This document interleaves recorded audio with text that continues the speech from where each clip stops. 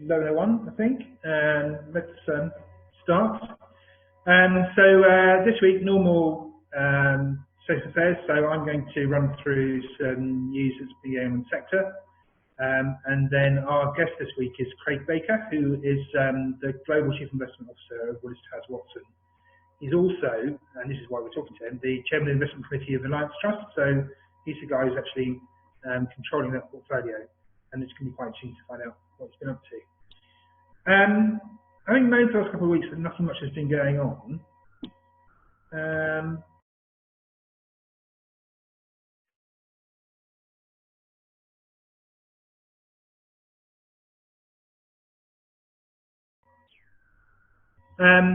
So we've got UK mortgages, which has been bid for, Witan Pacific, which has been nabbed by Betty Gifford, and HWSI Realisation, which has also been bid for. So yeah, plenty to talk about, and there's actually quite a lot more I could have taken on top of this as well. So UK mortgages first. So obviously M&G are the people behind this. They haven't actually made a formal bid. They've been talking to the board, they say, for a while. But they did say to the board on 13th of July, we will be prepared to offer 67p. And the board decided not to say anything to shareholders, which is one of these things that the boards are allowed to do. I'm never quite sure how they get away with that. But so M&G decided, well, we are going to go public with this information and let people make their own minds up. So that's what happened on Monday. They've now got, under the takeover rules, until 17th of August to actually make a formal bid. Or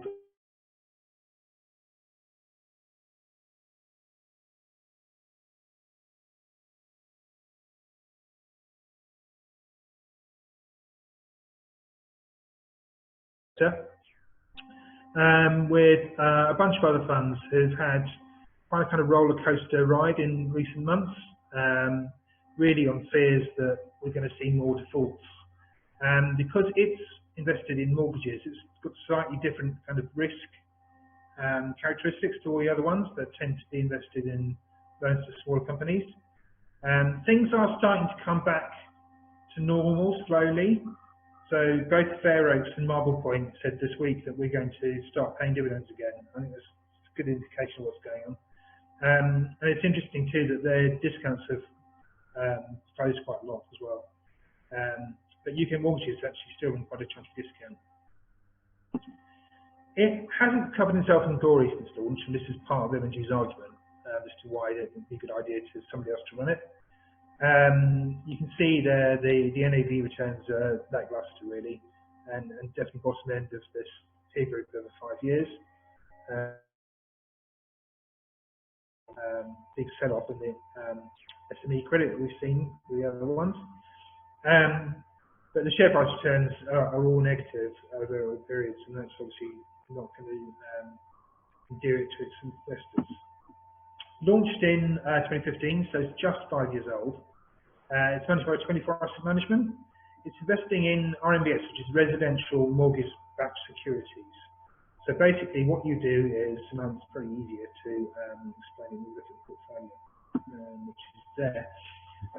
So they've got people like Country Building Society or mortgage lender who are making loans to people who want a mortgage.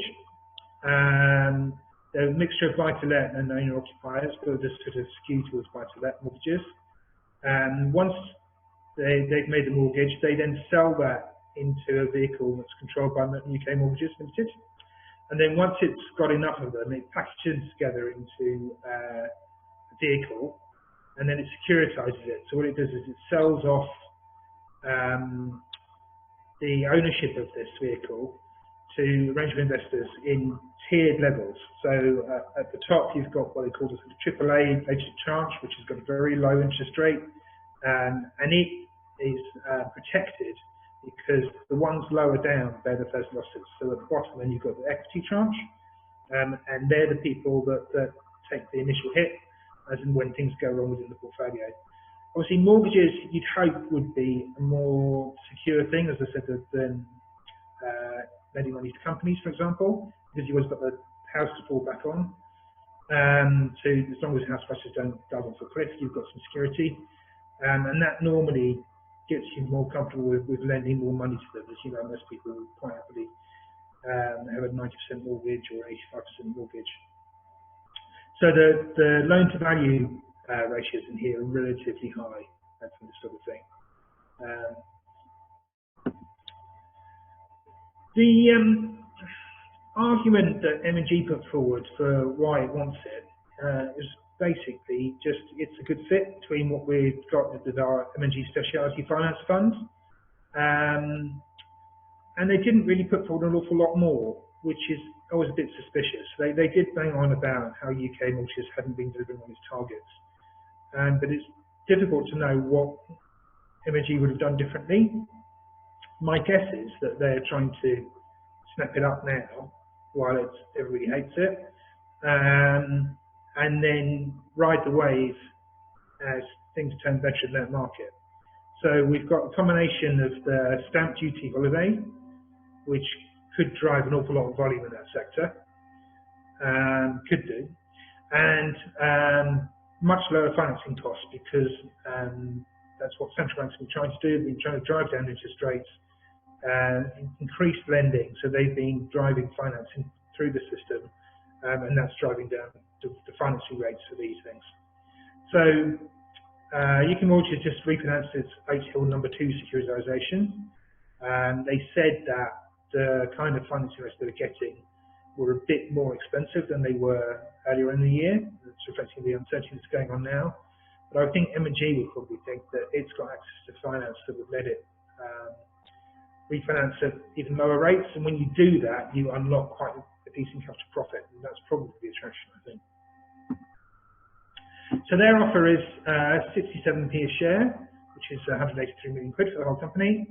And the bit they didn't tell you in the announcement, it's a 15% discount to the NAV. And they did say that they think the NAV is questionable. I think the jury's out on that. We can only see that as and when UK Mortgages gets around to revaluing itself. But it was, as I say, it wasn't a big discount before. So 21% premium to the previous closing price, 29% premium to the average price over the previous month, 36% premium to the average price over the previous 3 months, which is capturing the worst of the panic around COVID. And you also get to keep the dividend. Because we haven't got a formal bid yet, this is just sparking discussion. Obviously, UK mortgage investors have got nothing to make a decision about yet. But I think this is the sort of case where you sit on your hands and wait and see what happens. Because it could be that somebody else comes over the hill and says, actually, this looks quite an interesting portfolio. We're going to bid a little bit higher. So you could see a bidding war. So we'll just watch this space, I think. Witan Pacific is the stats for the Asia Pacific sector. I've blanked out all Asia asset capital because it's just weird and wonderful and tiny, and it just distorts everything.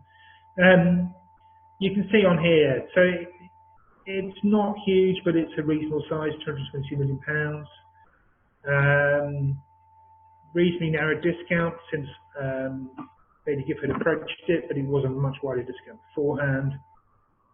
The whole sector is really not very in favour, despite the fact that Asia's been one of the best places to be over the past few months, and lots of stock markets are past their hitting new peaks. The standout fund in this is Pacific Horizon, which is the one that Baillie Gifford runs. And so that's part of the attraction. Baillie Gifford fund is doing very well at the moment. As we know, Pacific Horizon's got investments in things like C, which is internet stock based in Singapore, and it's tripled in value this year.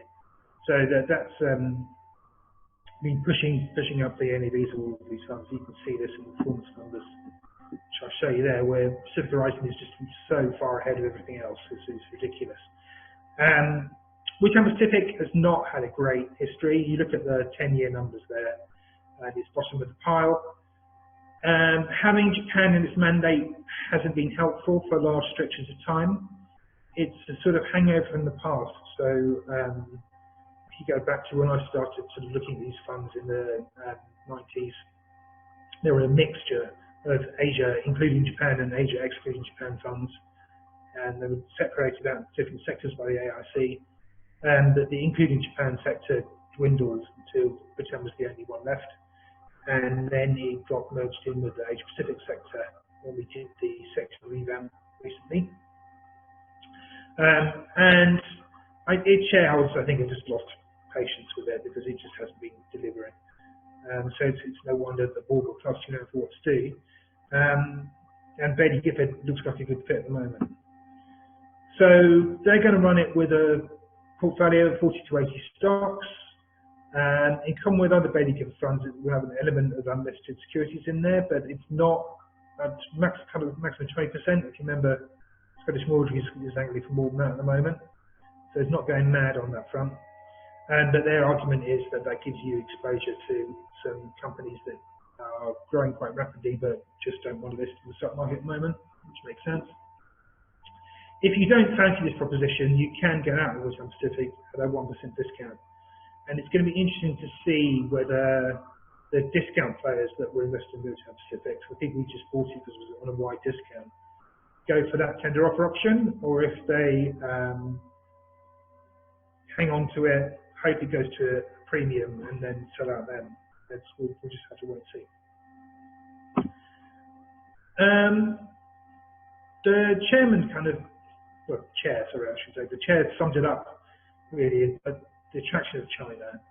We had a comment already on our website saying, why would Baillie Gifford want a dedicated China fund when they would do an Asian fund? China is becoming really quite a big chunk of the world market. So I should use probably in a slightly wrong order. But this just shows you how the Baillie Gifford China Fund's been doing relative to the Fidelity listed fund and the JP Morgan China Growth and Income Fund. So actually it's not best performing, but it's been okay. That's their open-ended fund. But interesting, relative to the MSCI China A market, which is the domestic China market, they've all been doing very well. It's a true kind of stock pickers thing. There's an awful lot of dross in there. And if you can get to know the right companies and the right management, then you can outperform the index quite easily. There's also obviously myriad of stocks, not so much quality research, and so it's possible to add value. And this is what I was alluding to before. So just looking at MSCI indices, the top left-hand chart is the split of the MSCI All Country World Index. And you can see there that US is the bulk of this, the 57.5%, and China's 5%, which is still quite large. But that is with only 20% of the MSCI China A index included within those indices. So they've decided for liquidity reasons, or other sort of reasons, they're not going to put the whole weighting in yet.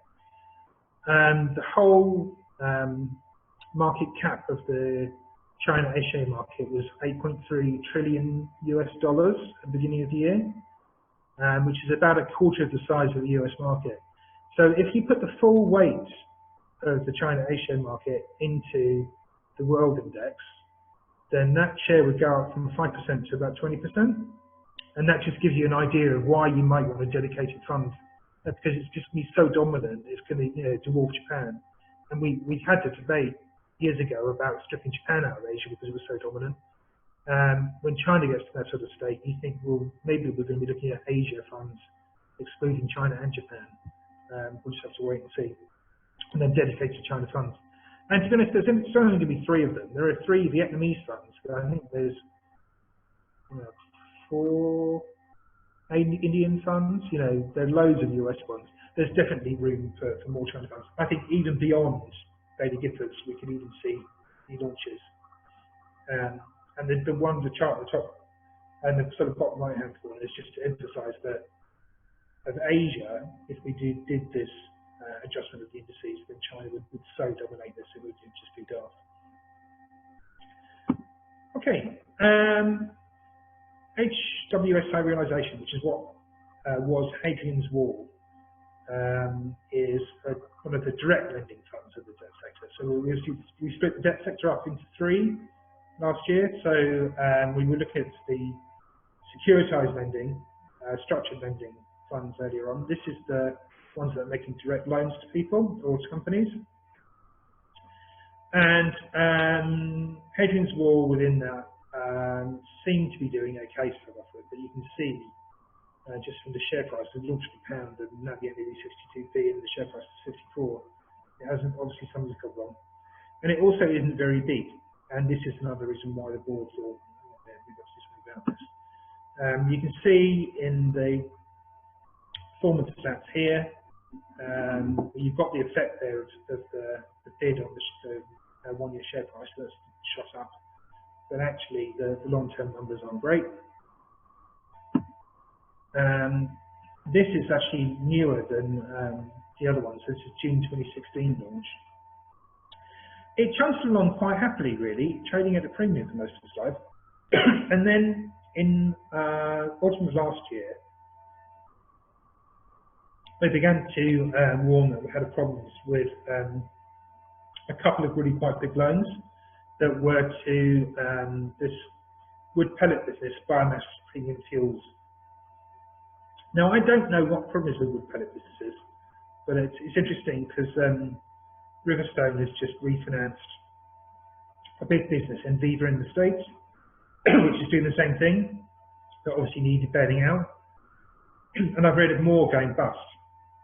But this one went bust in October last year. It was a 10% hit to the NAV, really quite chunky at the time. I think it was on top of previous provisions. Shareholders understandably said, well, this is ridiculous. How is this one ever going to expand now? We've had enough. The board said, yeah, it's a fair cop. We're going to put this into managed wind down.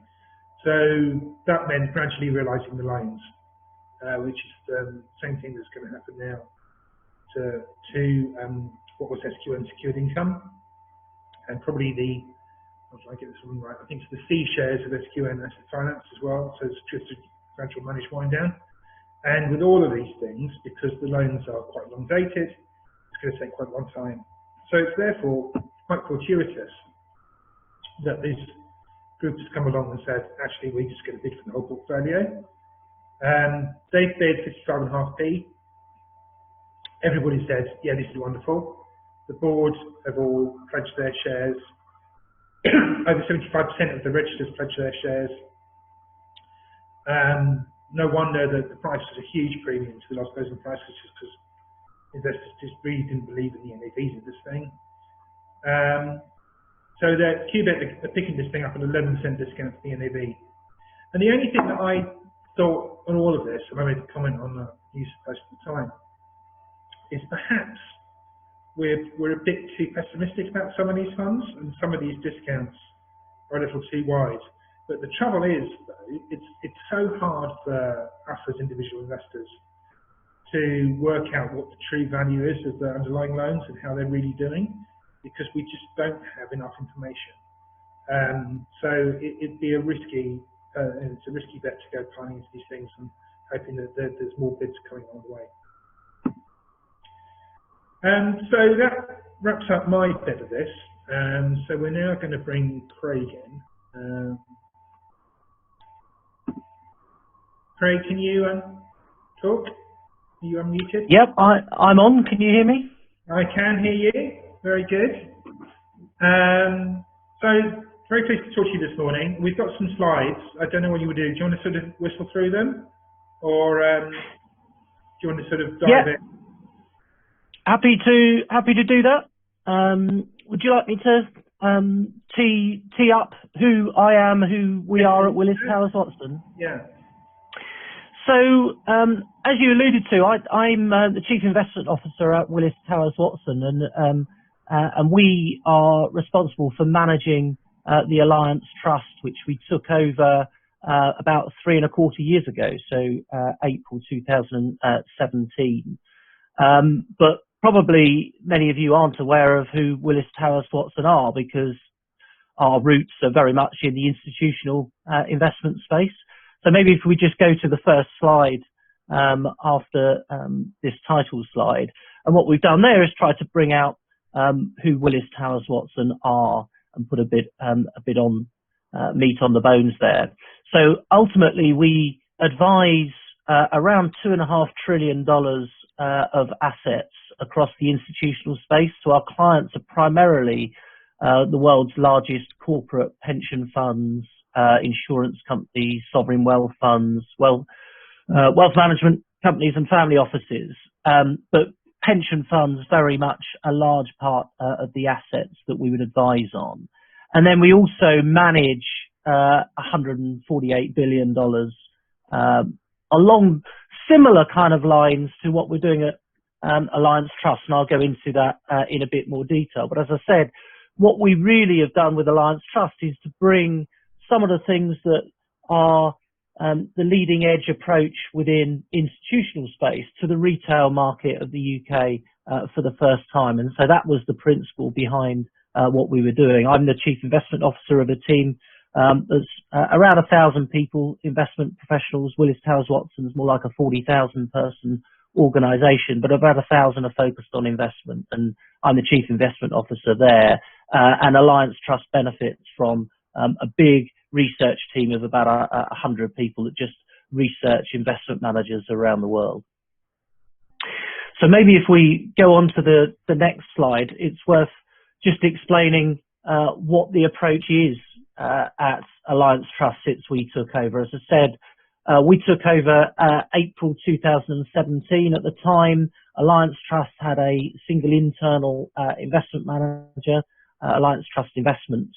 At that point, ATI was sold to Lion Trust, and we took over running the portfolio on a multi-manager basis.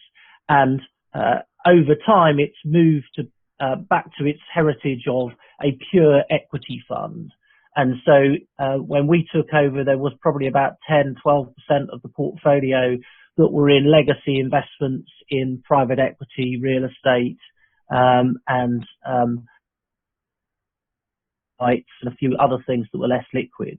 And over time, those have all been sold down so that we're pretty much today 100% equity trust, but it's now done on a multi-manager basis. And so we pick the stock pickers and run the portfolio such that it gives you the 6 things that we talk about on here. So unlike the traditional multi-manager approach, where the real danger, of course, is that whilst it brings great risk control, because you're not reliant on any one stock picker's views on the market, any particular style, growth or value, or large cap or small cap or anything like that. The danger is that you put too many managers together, you end up with an overly diversified portfolio, and it starts to look a bit like the benchmark. This is very different. And so what we do here is we've gone to who we believe are the world's best stock pickers. And to put this in perspective, our team of 100 people are just out researching investment managers every day all around the world to try and identify who are those best stock pickers from in-depth quantitative and qualitative research. But we've then gone to those stock pickers and said, we want you to just give us your 20 best ideas, or maximum of 20 best ideas. So we don't want them to be putting stocks in the portfolio for risk control purposes. We can do that by how we blend the managers together. We just want their very best ideas. And that allows us to have a portfolio at a stock select basis. It looks quite similar to the benchmark on a geographical basis or an industry sector basis, and doesn't really have a style bias. So all of the expected outperformance will come through from stock selection. That's what we've chosen these stock pickers for. That's their real skill. And it won't be driven by whether we're overweight or underweight the US versus Europe, or overweight, underweight technology versus basic materials, for example. And so bringing that together, we've been able to also continue the trust 53 years in a row of increasing dividends. We're not going to stop that on our watch, and there's significant revenue reserves there as well.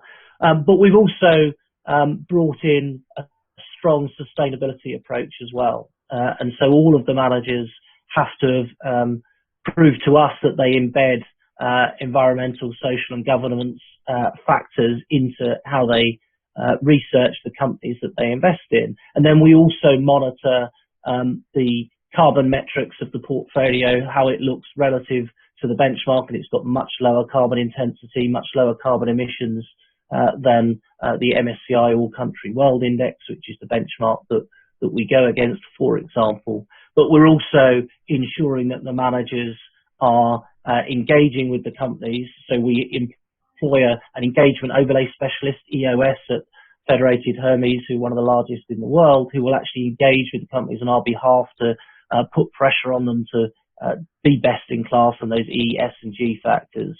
And we then have them also give proposals to the managers on how to vote the stocks as well. And we can do all of that, bringing exclusive access to some of those managers that don't typically have products available to UK retail space. Some of them do, some of them don't, but none of them can you access this Best Ideas 20 stock portfolio anyway other than via Alliance Trust. And we can do all of that at very low cost, much lower cost than typical multi-manager approaches, despite the higher expected return from the high conviction approach, with an OCR for the year to end December 2019 of 0.62%, actually lower than a number of single manager approaches, let alone multi-manager approaches. So that's the basic summary of the approach in a nutshell. What we've got on here is actually who the 9 sets of stock pickers are in the portfolio, and you can see the names there. As I said, some of those organisations will be better known in the UK than others. So Ben Whitmore at Jupiter, Andy Headley at Veritas, and Hugh Sargent at River and Mercantile, probably the ones, given that they're UK based, that are most well known in UK retail space. Some of the others a bit less well known. So Bill Canco of Black Creek in Toronto, or C.T. Fitzpatrick of Vulcan Value Partners, or Andrew Wellington of Lyrical. A lot of the US and Canadian based organisations will be less well known. Each of these 9 managers run a global equities, go anywhere, just pick your best ideas. That could be in developed or emerging markets. And they all run one of those. And then Rajiv Jain actually also runs a second portfolio, which is a specific emerging market portfolio as well, which typically holds 30 to 40 stocks rather than up to 20. But so there's 10 portfolios, 9 managers that make up that lineup. 9 of those, well, 8 of the managers were in place from outset 3 years ago. Vulcan Value came in during 2019, so brought that up to 9 managers, 10 portfolios. So I guess one of the questions is, well, how's the portfolio done, given we've had some extraordinary market conditions really over that 3.25 years since we've been running the portfolio. And you can see on the right-hand side on this slide just quite how extreme the difference has been. So if you look across the sector, the big, large-cap, growth-oriented managers, particularly ones with a technology bias, have done unbelievably well over the last 3 years. And most other funds will have struggled relative to those, and particularly ones that are a deep value and or pretty far down the market cap spectrum will have really struggled. And of course, the whole principle of this approach is to ensure that we're not biased to any one particular style, and so should be able to do well in most environments. And so since inception, we have performed, as you can imagine, very well in absolute terms since inception, over 20% returns over that period, because markets have been strong. Relative to the MSCI All Country World Index, we're about in line since inception, but it's important to say that's been significantly above the peer group, because generally it's been a period where most managers have struggled because most stocks have significantly underperformed. The market's been driven by a very small number of very large companies that have done incredibly well. So to put this in context, over the period since we've been running the portfolio, the MSCI All Country World Index has produced a return of 26%, whereas that same index, but if you instead just equally weighted all of the stocks that make up that index, that's done less than 10%. So a sort of 16% difference is quite extraordinary. It shows that the vast majority of stocks have actually struggled, but a small number of very large ones have done well. That's about the biggest headwind to the kind of strategy we're following here, where we say just pick your best ideas. Typically, when it's pick 20 stocks from the many thousands that are out there, don't worry in the short term about risk relative to a benchmark. You are going to get a bias away from the very largest stocks and a bit more towards the mid-cap area, let's say. So had you said to me, this is going to be the environment you're going to have for the first 3 years, I'd have probably thought we'd have struggled quite significantly. We haven't. We've kept up with the market in such an environment because stock selection has been very, very strong within each size bucket of the market. But the fact that we've been underweight the very large cap and overweight the mid and small cap area has been detrimental, and it's ended up with us performing about in line with benchmark over the full period. Actually performed quite well recently in the second quarter and since. But certainly that's been a headwind for this strategy. But of course, if you have any kind of reversal in that situation from here, then that stock selection should continue to come through in the kind of expected outperformance we would have thought of up front, and you will get the benefit from that size differential as well. So we're very positive about the potential for the trust performance going forward from here. Just the next slide really just touches on those managers and just shows that we have been relatively active around how we've evolved the weights between the managers, whilst the names of the managers haven't changed in recent times, because we remain very positive on the stock selection skills of each of these managers, and they've all done well within their style, essentially. But we have made some evolutions within the portfolio, and some what's interesting that's happened is that the more value-oriented managers have become very deep value and a bit more small cap, and so the risk of those portfolios has increased. And the large cap growth managers have started to become a bit less growthy because some of those stocks have done so well. And so in order to keep a fairly neutral balance in the portfolio, we have shifted a bit of money towards some of those larger cap growth managers and away from those smaller value managers, just to purely keep the neutrality of the style in the portfolio, and that's added value actually over the course of this year so far. So just the final slide that we've got on here is just what's the outlook from here? We often get asked that. I mean, I think the one thing that I would say is that we do think that at some point there has to be some kind of reversal of this dominance of a small number of companies in the market. Now, could that go on for another 6 months, 12 months? Of course it can. But at some point, there has to be an element of balance in the portfolio. That's not me specifically calling out a specific sector or a few stocks, just a more balanced situation where the average stock does at least as well as the index. That would be very positive for the way we're set up. But I hear a lot of people give strong views on what the outlook is from here, and I'm always somewhat shocked that anyone at this current point in time can have a strong view on what's going to happen. If we just think about the things that are unknown at the moment, firstly, we're all having to become epidemiologists in our spare time.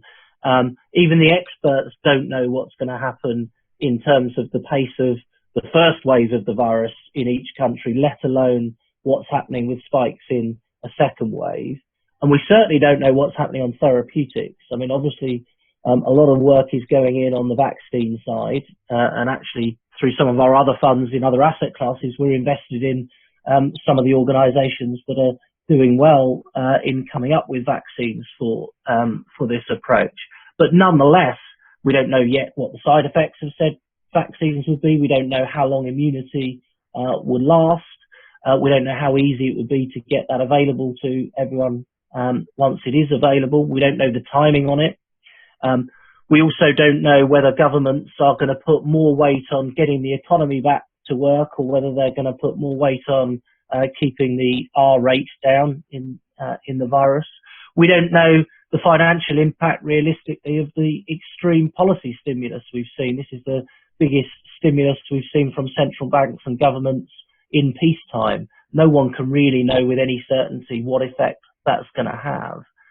Then you've got the second order spending effects from unemployment and small and medium-sized business closures. That's still an unknown, with furlough schemes rolling off over the course of the next few months. Changing supply chains, issues with China versus US, and then of course Brexit. I mean, you just put all of these things in there. There's no way that anyone can have strong views on this. Of course, you can have higher probabilities to one than the other. We think it's important in this environment to have a fairly style neutral portfolio that's not taking big country bets, big industry bets, and is really focusing on stock selection. And he's having a nice diversified portfolio, so there's not one or two stocks that are dominating, but equally is taking enough risk relative to the benchmark to be able to add true value. And in a nutshell, that's exactly how Alliance Trust is set up, and why we're so confident about the potential for returns from that trust over the course of the next year or two. Good. Okay. You've got many more risk warnings than I have, so I should just let people read that as we go. I suppose one of the big questions must be, how do you decide how much each manager gets? What's driving the allocations to the managers and the changes that you made to them? Yeah. So our starting point is that we've got relatively equal conviction across the managers. I mean, it's never always exactly equal. Well, we start with a principle of, of all the thousands of investment managers we follow, when we've picked our 9 favoured managers for this portfolio, there's not much difference in conviction between them. And so our starting point is that we want a roughly equal risk contribution from each of them. Now, that doesn't mean you start with exactly the same weighting to all of them, because someone that's running a more mid and small cap biased value portfolio, for example, is typically higher volatility than someone that's running a large cap growth or quality biased portfolio. And so we risk adjust for that and start with a pretty neutral weighting. But then what we then want to do is overlay it so that when we put all of those managers together, we want to ensure that we don't look too different from the benchmark on the big macro geographic and sector exposure. So we'll then tweak it a little bit to allow for that. And so that's where you start. And then over time, we roughly use the principle of rebalancing. So those managers that have done particularly well over the last year or two, we tend to take some profits from those, and those that have had their style be out of favour for the last couple of years, we typically give a bit of profit, give some capital back from those that we're taking profit from in those. But that's the way we start the discussions on how we do the weightings to the managers. Cool. And then when would you say, clearly this manager's not working, it's time to cut it? At what point would you make that decision? Yeah, so we're trying to always do that on the basis of a view on their expected future returns. And obviously their past performance is a useful guide to ask better questions of the manager and understand how they're doing, but we're never going to do it purely on the performance. So for example, with the managers that have been struggling the most in the lineup, they're all as you'd expect, the more value-oriented, a bit down the cap spectrum managers. What we're trying to do is understand where they've underperformed, how much of that has been because they've called the fundamentals of the businesses wrong. So we actually track, what their view was of earnings progression, what they thought they were going to see from those companies, and what's actually turned out to be the case. How much of it was whether they got that right or wrong, versus whether the market has just got multiple expansion or contraction in the certain areas of the market that they tend to focus on. And when we've been challenging our managers, they've generally actually, those value managers, been calling the fundamentals right. In fact, in many cases, the business's fundamentals have improved even more than they expected them to, but the market has just been pricing up the more growthy oriented parts of the market, and multiples have just reduced in the more value oriented parts of the market. When that's the case, we're comfortable, if anything, to give a bit more capital to those managers, because we'd be confident that in a different environment they'll do well. But we'd be making a different decision if they were calling the fundamentals on the companies wrong, or if something actually changed at the manager. And so, you know, if the key individual left, or they'd been acquired and we thought that the new owner was going to force them to grow quicker than we think is sustainable, or if they clearly moved out of the kind of style we would have expected of them. It's those kind of things that would make us get rid of the manager. Cool. Okay. So let's ask the questions that are coming through here. So first one is talking about where the best managers are. And apparently BMO said recently, the BMO, the managers of FTSE Investment Trust, that it's easier to find better managers in the States than it is in the UK. Is that something you agree with? Well, there's obviously more managers in the US, so it just in pure number terms, that could be a decent argument. But in percentage terms, I wouldn't necessarily say that. In fact, you know, quite often when you're looking at global equity mandates, people being in the UK have got the advantage of the central time zone. It's often an easier place to run global mandates from. But to be honest, we're open to finding great managers wherever they are in the world. It so happens at the moment in this portfolio, we've got 3 UK-based managers, 1 Canadian-based manager, and 5 US-based managers. So certainly just in pure number terms, yes, you're probably going to find more in the US just because it's so much bigger market and there are just so many more asset managers in the US. But actually, if you looked at it in terms of the number of managers in each space, you've probably got a slightly higher percentage in this portfolio from the UK than you have from the US, just because, you know, 3 versus 5, given the relative sizes of those markets. I don't think I'd necessarily say the US is stronger in that. Yeah. I mean, actually, just the second half of this, and slightly paraphrase it. Do you think that not having managers based in Asia actually makes a difference? Do you think this is something you might need to rectify in future? Yeah, so it's an interesting one. I mean, we're very much open to that, and we do research managers in Asia a lot. There aren't that many Asia-based global equity managers. So the Asia-based managers do tend to focus on Asia mandates or local country mandates. I know you were talking a bit earlier about within emerging markets, could you start to see mandates that are China and emerging ex-China or Asia ex-China? You know, there's certainly that evolution going on, but the vast majority of the Asia-based managers do tend to focus on that region rather than global mandates. And so it's not a major surprise that we don't have many Asian-based ones here. That said, we do spend a lot of time with our global equity managers trying to understand how well they're plugged into those markets, particularly given the likely rise in the weighting in the index of China.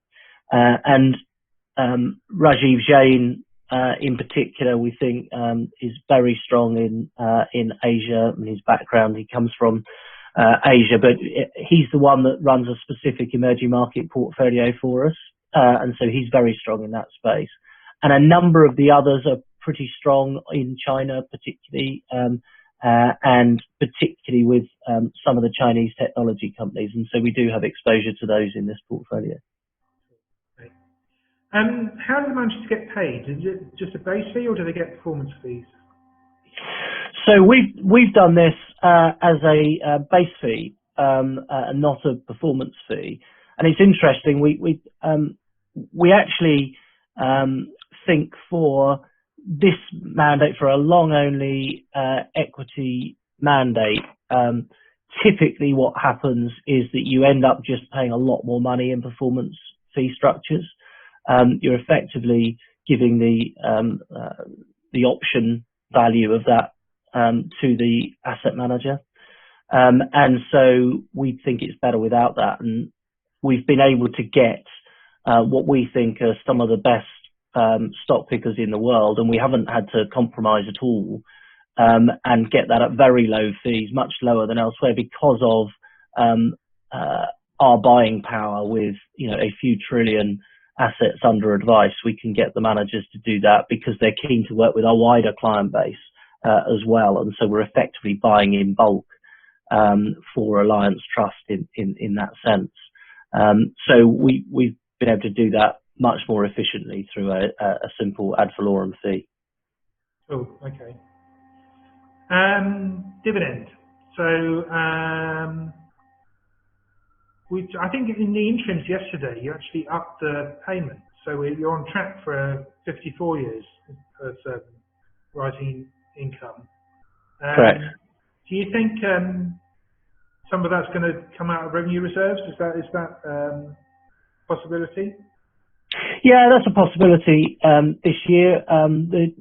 It's interesting because what we don't want to do is force a particular yield on the portfolio at a time where that might actually just lead to worse outcomes. We think a lot of the higher yielding companies out there have been bid up quite a lot price-wise, and so most of the managers in the lineup at the moment have not got a high yield. I mean, not far off the benchmark yield, but they haven't got a high yield at this particular point in time. That will be different at other points in time.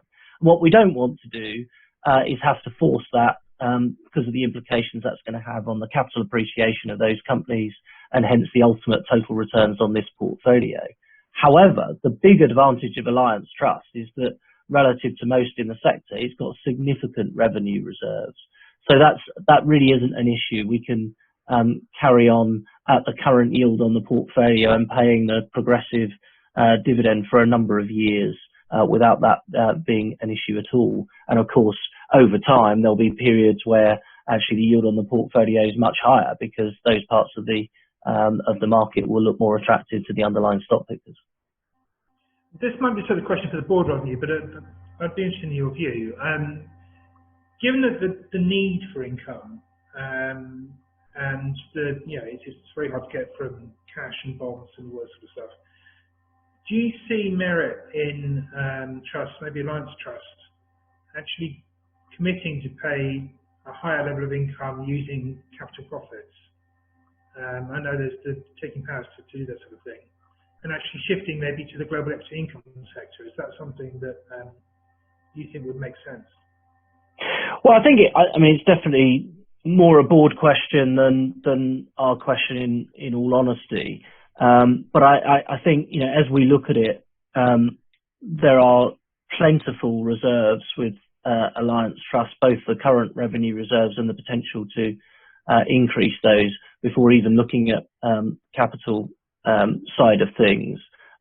But they are definitely committed to the progressive dividend policy. It would be strange to stop that 54 years in. So I think they're very comfortable with where we are for a number of years from here. How does the gearing work? Besides what level that should be? Yeah. So they start with the board start with a principle of, on average, expect about a gross gearing of 10%. So when you allow for the fact that there's always a bit of cash as well, that might be a net gearing of, let's say, 7%, something like that, on average over time.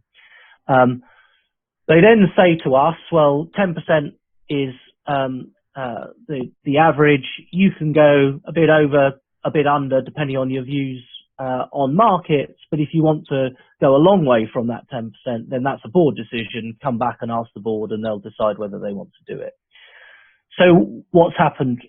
Well, we've been cautious on markets. So going into the fall in the first quarter, we were less geared than the 10% gross. We were probably averaging 7 or 8% gross exposure going into that.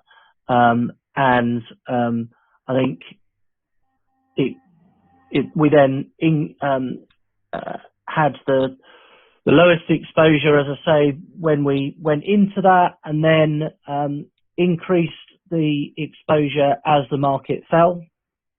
And then, of course, we've started to reduce that as the market bounced that we saw in Q2. We're now actually at the lower end of where we've been. So we're at a gross gearing level of about 6%, 5.5%, 6% today. So a net of more like 4%, 3.5%, something like that. So that's at the lower end. We're relatively cautious, given there's been such a significant bounce since the nadir and the 23rd of March. And all of that uncertainty that I talked about. Yeah, because obviously with the uncertainties that you highlighted, it's sort of straight. Would you say you think the market's too high at the moment? So, as I said, to have a strong view is difficult, but on balance, we are cautious, and hence we are underweight on that gross exposure. So, on the balance of probabilities, we think we could see a bit of a correction. We're actually relatively less concerned over a 3 to 5 year period, but we can see after such a bounce back in Q2, it wouldn't be a major surprise to see a little bit of a correction in the short term, and hence why we've got the gross exposure and net exposure lower than would typically be the case. But we're not sitting here saying we're strong bears on any of this. There is genuinely the potential for stimulus to continue to prop markets up with low interest rates. A lot of these growth companies can look quite attractive, but of course, there's just that big unknown of the next phase of the virus and what that means for lockdown in different countries, and hence spending habits. Quite frankly, that second order thing of how confident the consumer's going to be, even if businesses aren't closed down, how is spending versus saving going to play out with unemployment levels? And so we're cautious, but we recognise that there's certainly a scenario you can see where markets continue to do well. Okay, cool. Well, thanks very much, Craig. I think we should probably wrap up there. And thanks to everybody for their questions. As you probably saw before, we've got a few other things coming up. So we've got the 4th day of our property conference. Unfortunately, this one's only for professional investors. Not much we can do about that, but some managers insist that they don't really want to talk to retail investors directly because they're worried about client stuff. So, but if you are a professional investor, then you can come along and listen to Triple Point Social Housing REIT, Cuban Property Fund that we cover, SEBA, Supermarket Income REIT, which is doing very well buying Tesco's and Sainsbury's stores and things, and Schroeder European Real Estate, which the manager's just stepping down, so it's pretty interesting. If you want to go back and listen to any of the ones we've done already, because over the past 3 weeks, we've covered 15 property companies, and there's some quite interesting presentations in there. Everything is saved on our website. We're going to probably rejig where it's all saved. I think we maybe sort of cut things up a bit, but yeah, by all means, go back to the events section, and you should be able to find all the recordings, or links to the recordings. Next week's show with me will be with Andrew McHattie, who you remember came on a few weeks ago, talking about performance and discounts and things. We're also going to have the Pro Equity Fund, Oakley Capital. Stephen Tredgett from there is going to come on and talk about his fund. So it should be quite interesting. So thanks very much for listening. And we shall hopefully see you all again next week. Thank you.